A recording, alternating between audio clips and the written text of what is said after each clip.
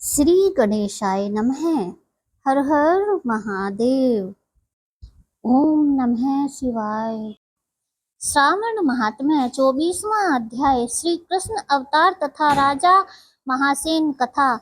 भगवान शंकर सनत कुमार से बोले, हे महर्षि, पूर्व कल्प में दैत्यों के अत्याचारों से पीड़ित होकर पृथ्वी ब्रह्मा जी के पास गई।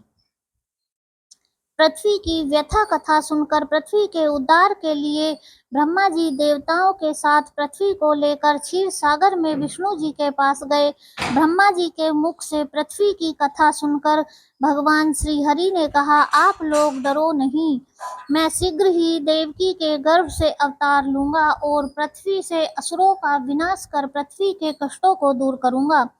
आप देवतागण पृथ्वी पर गोकुल में जाकर यादव कुल में जन्म लें।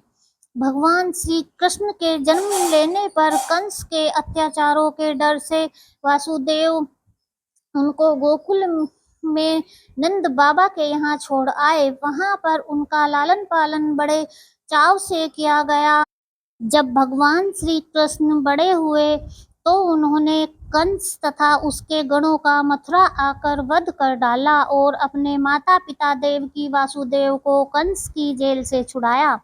मथुरा वासियों ने भगवान श्री कृष्ण से प्रार्थना की, हे शरणागत वत्सल, आपको हम नमस्कार करते हैं, हमारी रक्षा करो। हे देव, किसी को भी आपके जन्मदिन का ज्ञान नहीं है। आपके जन्मदिन का ज्ञान होने पर हम उस दिन वृद्धापनोत्सव मनाना चाहते हैं। भगवान श्री कृष्ण ने उनकी भक्ति, श्रद्धा तथा आत्मीयता देखकर उनसे जन्म दिवस में होने वाले कार्य को कहा।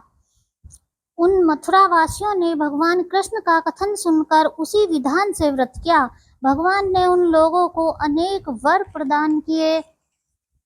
हे सनत कुमार, इस संबंध में मैं तुम्हें एक प्राचीन कथा सुनाता हूँ। अंग देश में मित्रजित नाम का एक राजा था। उसके पुत्र का नाम महासेन था। वह अत्यंत साधु स्वभाव वाला राजा था। वह प्रजा की अपने प्राणों से भी अधिक रक्षा करता था। प्रजा भी उस पर अपने प्राण छिड़कती थी, परंतु वह अचानक पाखंडियों के संपर्क में आ गया। जो राजा अपनी प्रजा को प्राणों से अधिक चाहता था, वही अब अधर्म के रास्ते पर चल पड़ा। वह वेद, शास्त्र तथा पुराणों की निंदा करने लगा और वर्णाश्रम धर्म से द्वेष रखने लगा। हे तात, इस प्रकार बहुत समय बीत जाने पर उसकी मृत्यु हो गई। यमदूत उसे पास में बांधकर यम के पास ले गए। यम ने उसे नरक में गिराकर बहुत समय तक यातना पहुंचाई। नरक की यातना भोग कर वह पिशाच योनि में गया। भूख प्यास से व्याकुल वह इधर उधर घूमता हुआ मारवाड़ में पहुंचा तथा एक वैश्य के शरीर में प्रवेश कर गया। वह वैश्य के साथ मथुरा नगरी में पहुंच गया। मथुरा के रक्षकों ने उसे वैश्य के शरीर से अलग कर दिया।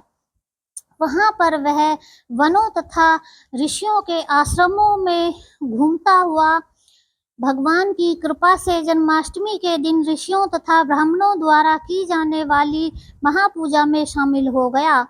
वह वहां रात भर जागता रहा और हरि कीर्तन का आनंद लेता रहा।